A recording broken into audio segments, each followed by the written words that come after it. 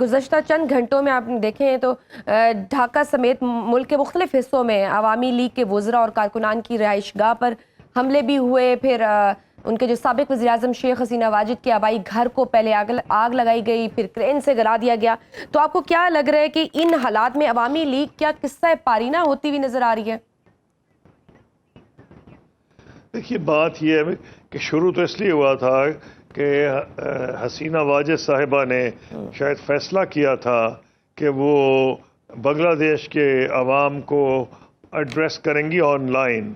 اس کا ریئیکشن یہ ہوا ہے کیونکہ ایک طرف تو بنگلہ دیش کی جو حکومت ہے وہ تو ڈیمانڈ کر رہی ہے انڈیا سے کہ ان کو ہینڈ اوور کیا جائے فار وار کرائمز ٹرائیبیونل میں. کجا یہ کہ وار کرائمز ٹرائیبیونل میں جائیں، وہ تقریر کرنے کا سوچ رہی تھیں. مجھے نہیں پتا انہوں نے تقریر کی ہے یا نہیں. تو یہ ریئیکشن اس کے خلاف ہے کہ ایک بہت بھاری انہوں نے بس تقریر شروع کی تھی لیکن پھر درمیان میں حملے ہو گئے تو پھر ختم کر دی انہوں نے. جی ہاں ایسی بات ہے. جی بہر صورت یہ حالات ایسے ہیں کہ آپ دیکھیں نا جس قسم کی زبان مسلمانوں کے خلاف استعمال کی گئی ہندوستان میں، بی جے پی نے صرف الیکشن جیتنے کے لیے. پاکستان میں بھی ہم پاکستان کے خلاف، مسلمانوں کے خلاف، چاہے بھارت کے مسلمانوں اور بنگلہ دیشیوں کو دیمک کہا گیا ہے. ان کی بے عزتی کی گئی ہے قومی طور پہ. اسی لیے تو وہاں یہ ریئیکشن ہوا ہے. تو اب اس لیے یہ جو انہوں نے جی. اور طلبہ تحریک کے رہنما حسنات عبداللہ نے کل یہ بھی کہا ہے کہ آج بنگلہ دیش فسطائیت کی زیارت گاہ سے آزاد ہو جائے گا. اس کے ساتھ ہی شیخ حسینہ کی سیاسی جماعت عوامی لیگ پر بھی پابندی کا مطالبہ کیا جا رہا ہے. حالات جس نہج پر پہنچ چکے ہیں، آپ کو لگتا ہے عوامی لیگ پر پابندی لگے گی؟ یہ تو میں بھی نہیں کہہ سکتا، شاید لگ جائے، لیکن یہ بھی ممکن ہے کہ وہ پابندی نہ بھی لگے اور الیکشن نہ لڑ سکیں، کیونکہ جس قسم کا ماحول پیدا ہو گیا ہے، آگے لگ رہی ہیں یہ وہ. تو یہ مجھے لگ نہیں رہا کہ عوامی کے لیگ کے لیے یہ الیکشن کو موافق ثابت ہوں گے، کہ شاید الیکشن میں وہ حصہ لینا ان کے لیے بڑا مشکل ہو جائے گا.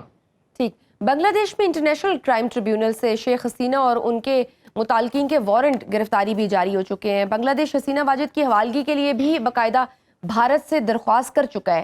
ان کی حوالگی ممکن ہوگی یا بھارت اپنا اثاثہ بچا کر ہی رکھے گا؟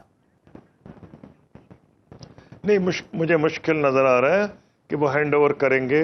جس طرح آپ نے کہا ان کا اثاثہ ہے، وہ ان کو آسانی سے نہیں چھوڑیں گے. ان کی یہ امید ہے کسی سٹیج پہ، آج نہیں تو 4-5 سال کے بعد شاید وہ اس پوزیشن میں آ جائیں کہ ان کو وہ دوبارہ وہاں بلوا لیں. اور تو اس سے زیادہ میں کچھ نہیں کہہ سکتا اس لیے. لیکن اس وقت تو پریڈکٹ کرنا آسان لگ رہا ہے کہ جو اب الیکشن آ رہے ہیں اس میں وہ موافق حالات نہیں ہیں عوامی لیگ کے لیے الیکشن لڑنے میں.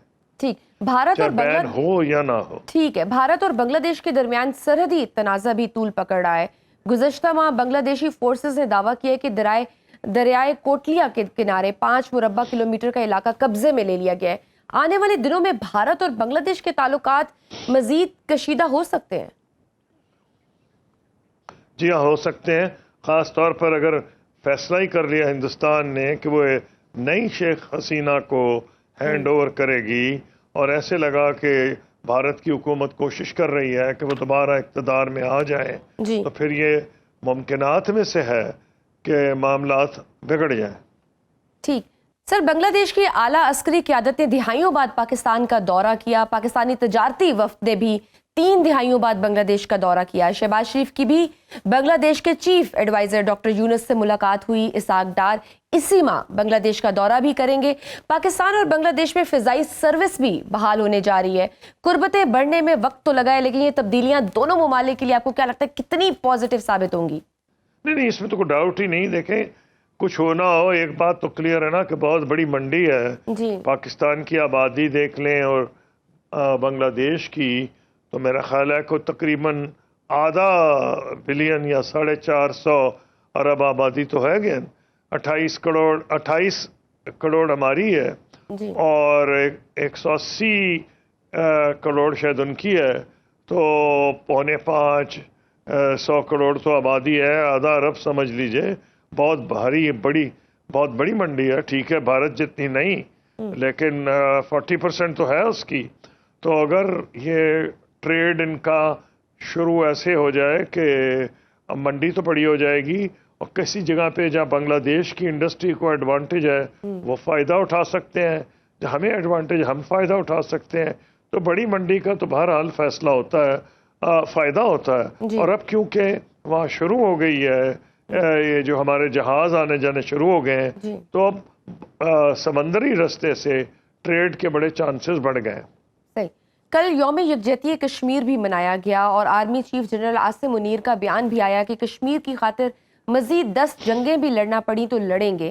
آج کے دور میں جب معاملات مذاکراتی ٹیبل پر اور ڈپلومیسی کے ذریعے حل ہوتے ہیں, آپ کے خیال میں یہ مسئلہ کیسے حل ہوگا؟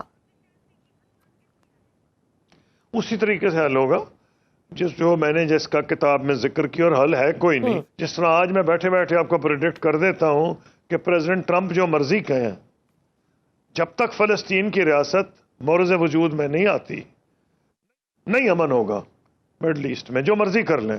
اس طرح مجھے یہ پتا ہے کہ جو مرضی بھارت کر لے, جی. ایک تو اس نے لاکھوں کی تعداد میں فوج وہاں جا کے بھیج دی ہے, اور جو ظلم ہو رہا ہے وہ ایک سیپریٹ ہے.